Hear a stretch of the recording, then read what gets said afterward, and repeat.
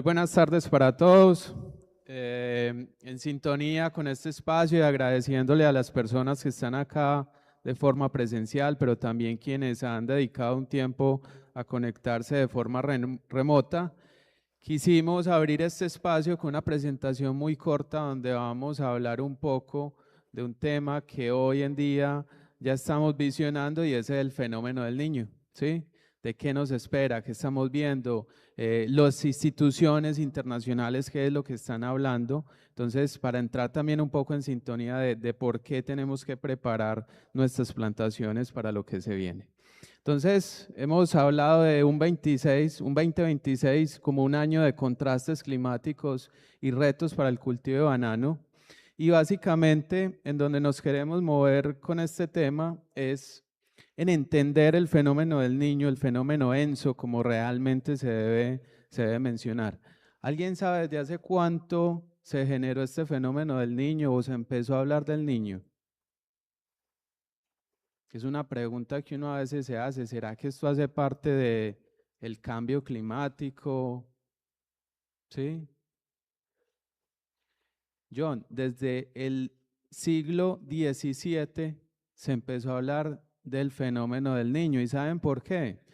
Porque en ese momento, los pescadores de Perú, que normalmente pescaban cerca de sus costas en el Pacífico, empezaron a ver que cuando llegaba diciembre, por eso el niño, o sea, en cercanías con el nacimiento del niño, ¿sí?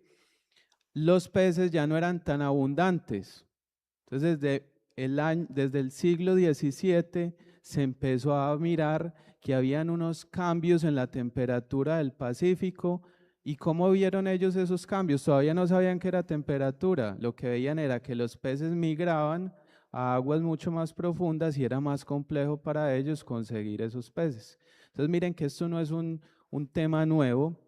Y básicamente lo que quiero con esto es que entendamos que es un patrón climático natural que siempre se ha dado en la Tierra y que, como lo mencioné, básicamente tiene una fuerte influencia. ¿Por qué?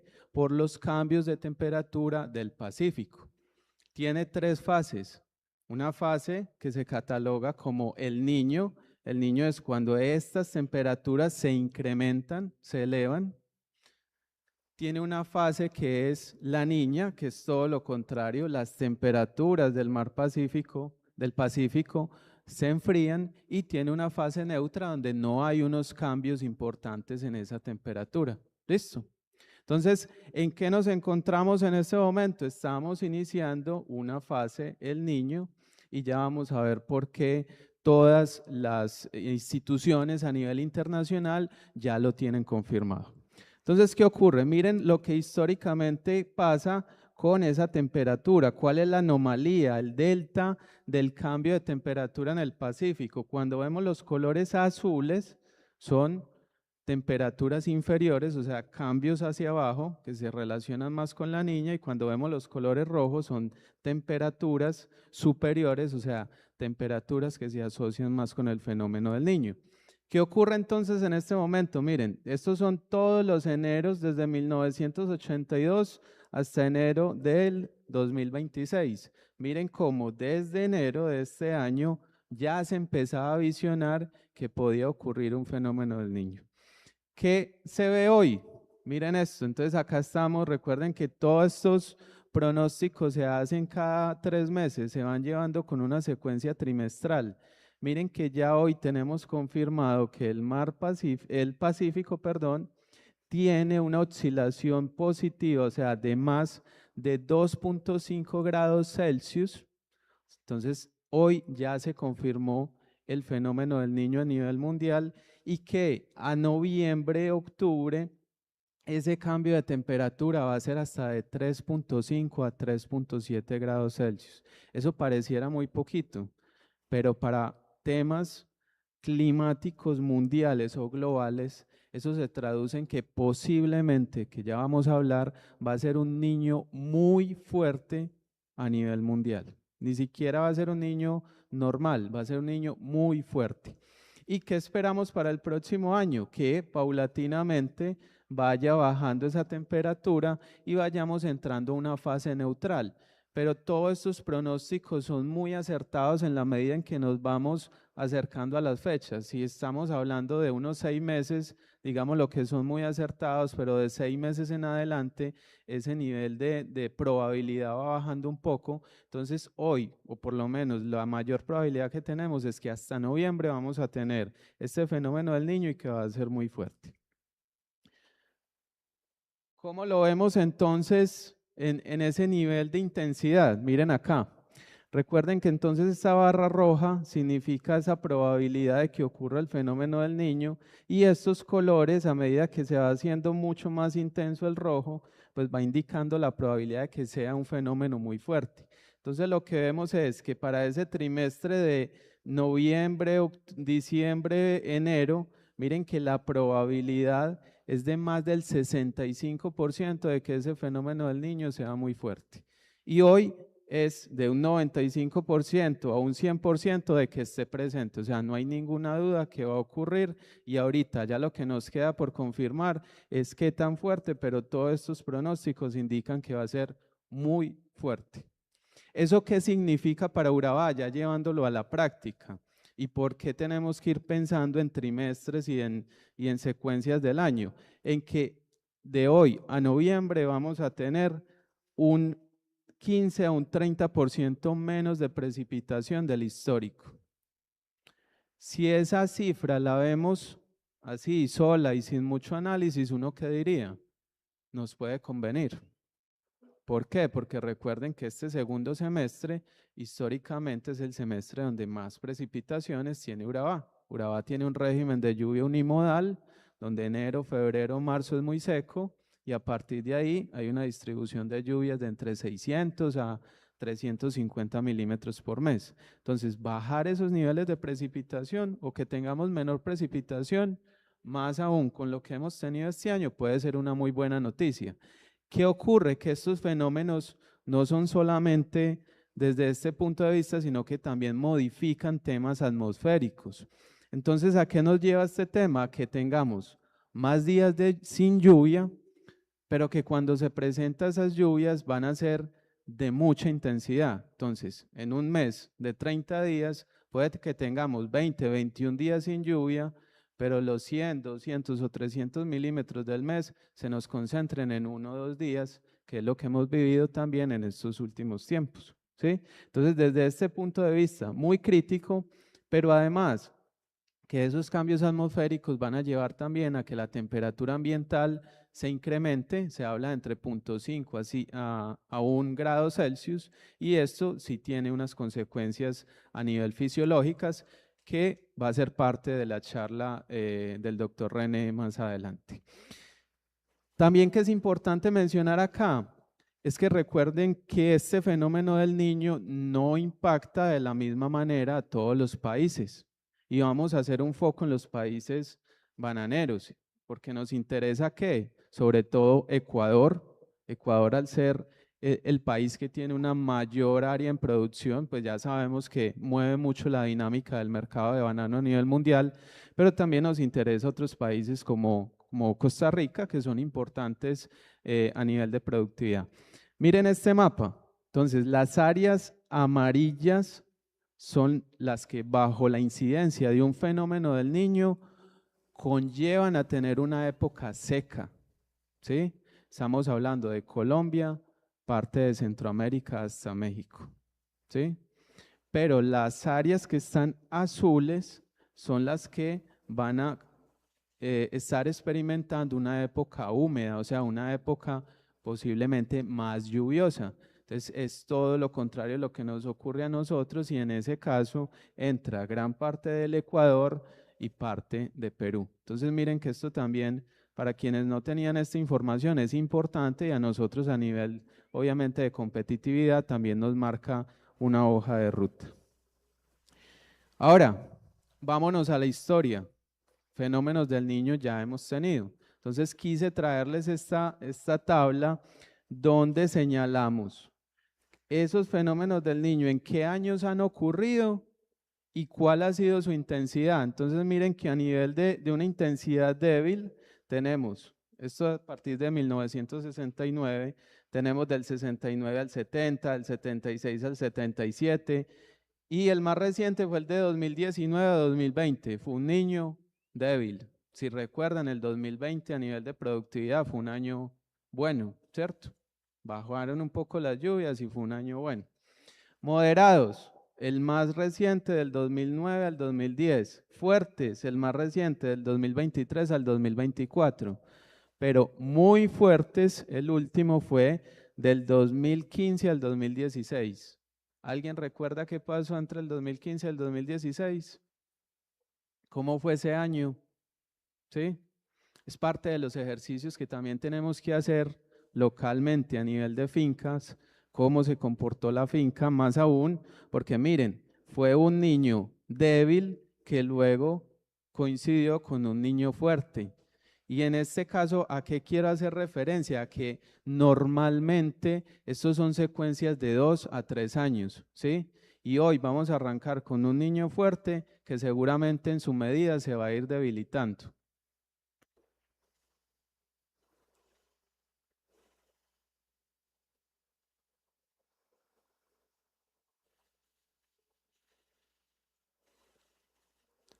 Básicamente acá recordarles que como UNIVAN hoy tenemos una información climática de muy alta calificación. Tenemos 20 estaciones completas que en todo el eje bananero están monitoreando en tiempo real las condiciones climáticas. Esta red agroclimática, recuerden que está compuesta por 4 estaciones que son propias de UNIVAN, unas estaciones en su momento, una nueva que instaló el Grupo Santa María, y las estaciones del gremio Augura.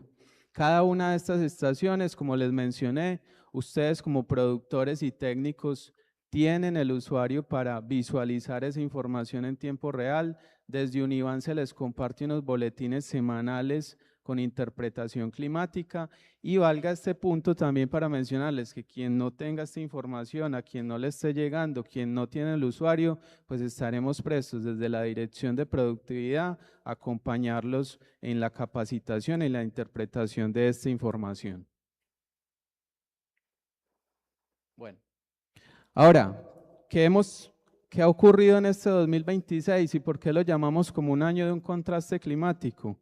Yo creo que cada uno de ustedes experimentó lo que sufrió la zona, y fue unas altas precipitaciones en enero y febrero, unas altas precipitaciones que vinieron influenciadas por unas ondas tropicales, y que posteriormente llegamos a la normalidad de lo que sería ese tercer trimestre con unas muy bajas precipitaciones. Entonces, acá básicamente la imagen yo creo que dice todo. Pasamos de tener suelos saturados, suelos incluso a nivel de inundación, a tener suelos completamente secos, aunque venimos en una recuperación paulatina de esos niveles de precipitación. Ahorita lo hablábamos que el clima ha tenido un mejor comportamiento, pues también es cierto que ha habido unos momentos muy secos, unos momentos donde ha bajado mucho la humedad relativa, pero también unos momentos de mucha precipitación y con mucha humedad relativa.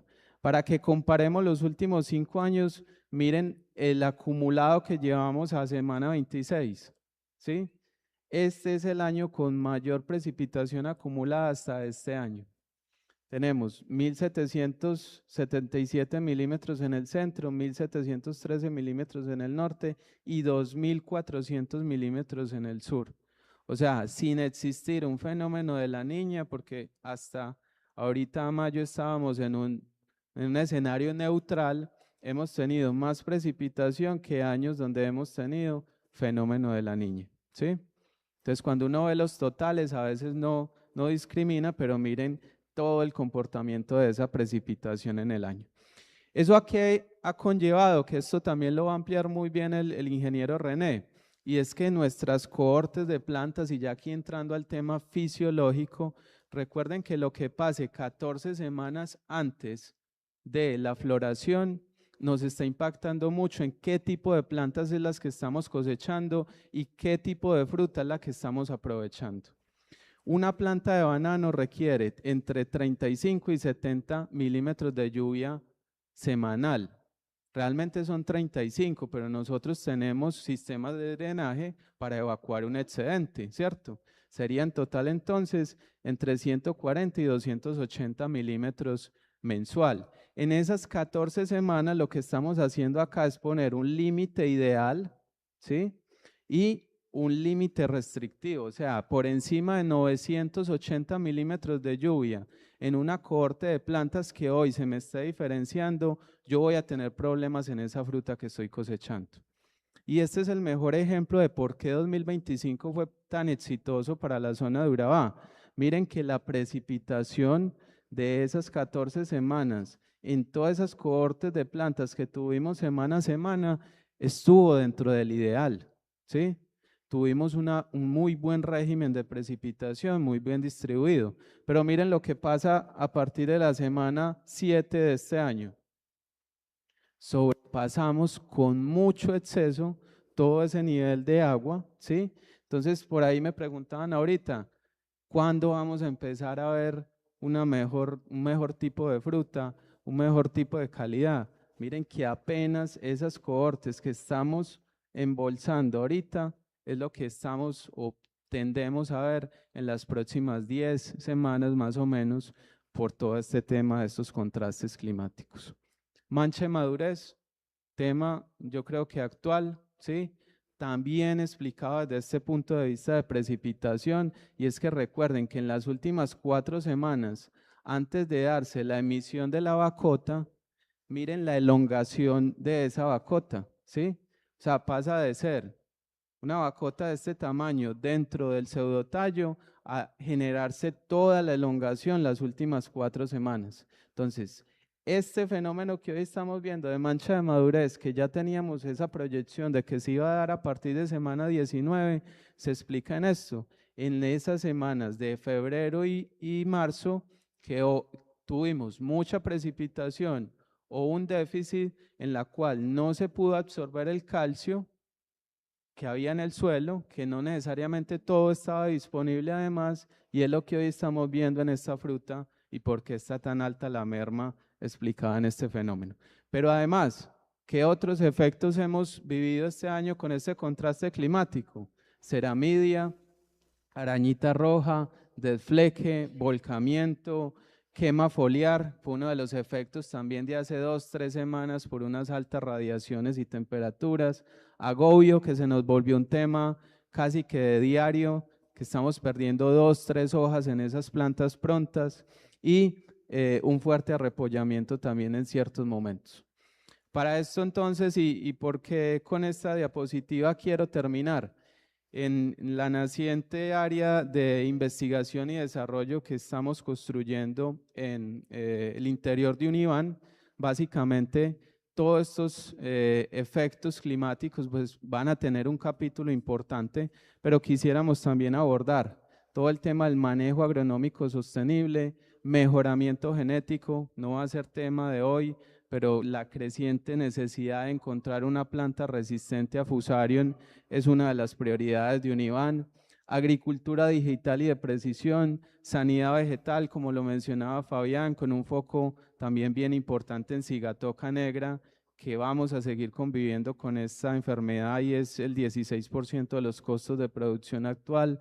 Post cosecha, buscando mejores prácticas, insumos, mejor trazabilidad y todo esto convertirlo en qué, en gestiones y alianzas y finalmente en transferencia tecnológica con ustedes como productores y sus equipos técnicos. Muchísimas gracias.